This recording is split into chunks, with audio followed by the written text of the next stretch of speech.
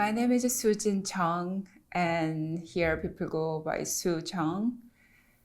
And I'm now 47 years old. I was born in Seoul City, Dongdaemun-gu, in 1976, a year of dragon. Always I wanted to be artist since I was very, very young. Even in my baby and toddler age, I dreamed of being an artist. So my mom always used to hide crayons and art supplies all over because I was always like, whatever I see, the walls or tables, whatever, I always draw and paint. So I was fortunate that my parents support all my passion on art. Some parents, like my friends, unfortunately, they don't really support their children to be artists. They want their children to be doctors or lawyers. But yeah, I was really privileged that my parents support me from 1 to 10 to be a good artist. I never imagined I would be American, especially as you know that in Korea you don't get dual citizenship, right? If I have to give up one nationality to be one citizen, then I would not give up my Korean nationality. My friends and parents and all family, they are Koreans. They are in Korea.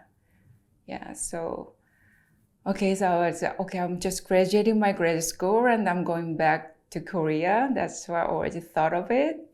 But meanwhile, just after first year, fell in love with my situation. Like the time that I was able to meet all the people who are from all different worlds, from different background and different ethnicity, different childhood, totally different structure of thinking, way of thinking. And I was fortunate. I still appreciate those chances that was given to me as a foreign international students in private art school for my graduate studies. I also worked in the gallery in Chelsea while I was a student.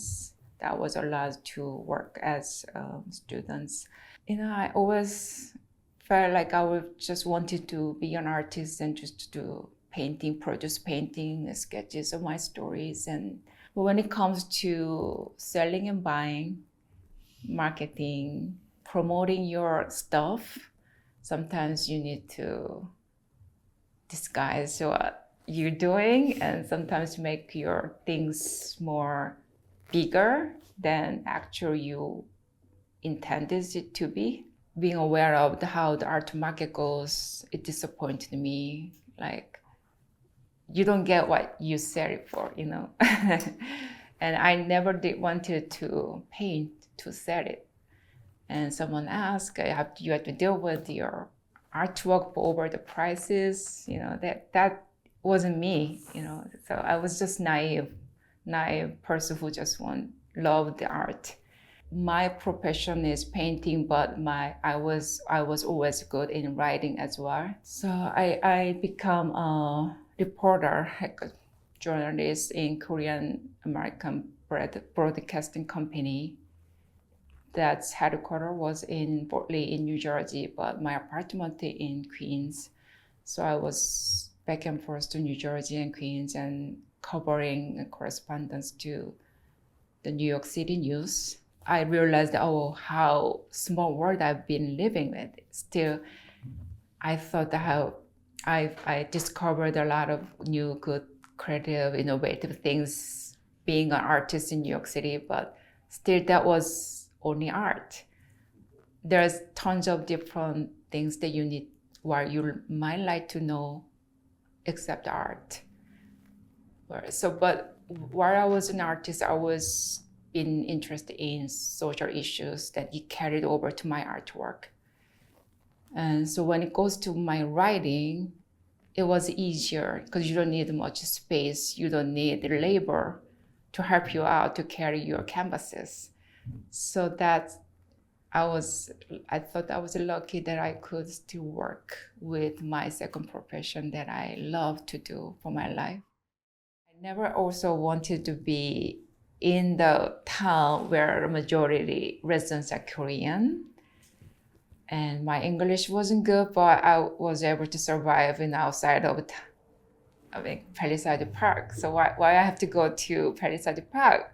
The reason, thinking about my reason, how I got out of my country was to look for meeting new people from different world, and why I have to live in Palisades Park. But it ended up like this because of some conflict with our home buying situation at the time, that we were kind of urged and rushed to buy just one house right away. Once my child become 3 years old, and he actually diagnosed with some difficulty in his development. So we tried our school in Palisades Park, and unfortunately, I found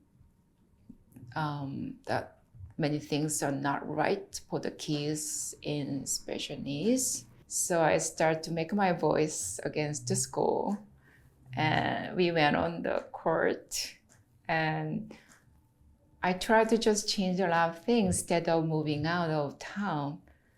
At the time, I really felt like, everybody say, just move out. You are not anyway meant to stay long years here, so just sell your house and move out. All the parents around me told me like that, and actually they did. We lost many, many Korean parents here at the time. They moved up to other cities where were known to be better school district.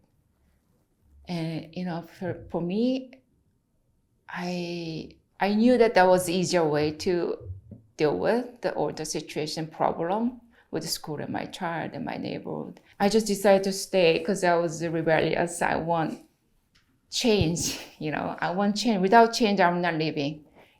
If I leave, that's what they want, but I'm not. I'm going to see how much you change. Meanwhile, someone asked me to run on the school board. So I went on the election.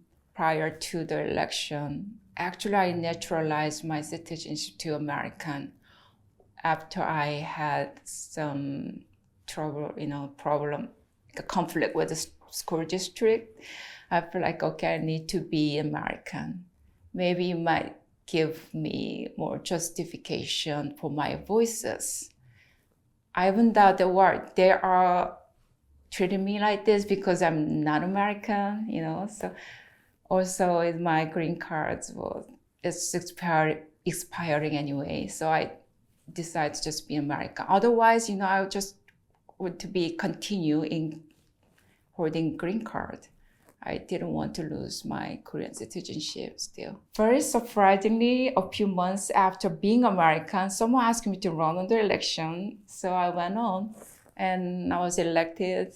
So since then, I was very much involved with politics, not just the school issues, but any corruption issues in town. And I was involved and become a very active member of civic organizations in Palisades Park. I never actually imagined being in politics in my life. Then my professor in graduate school in New York City, she sent me over every birthday. She sent me an artist book, and now I feel really being loved because she knows me. Like she always sent to me book with female artists who are very active in politics in American history. She always encouraged me, so you can still keep practicing and never leave your painting beside you, just do it.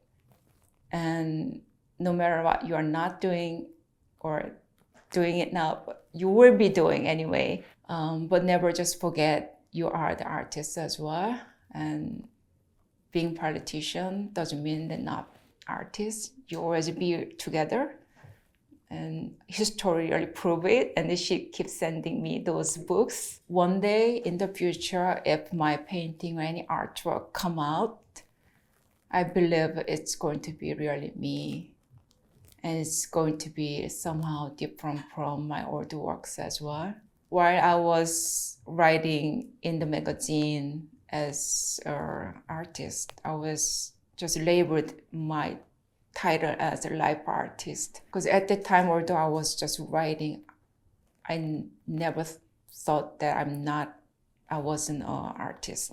It's like I'm an artist in my life forever. My name is Soo Chung, and this is my Korean American story.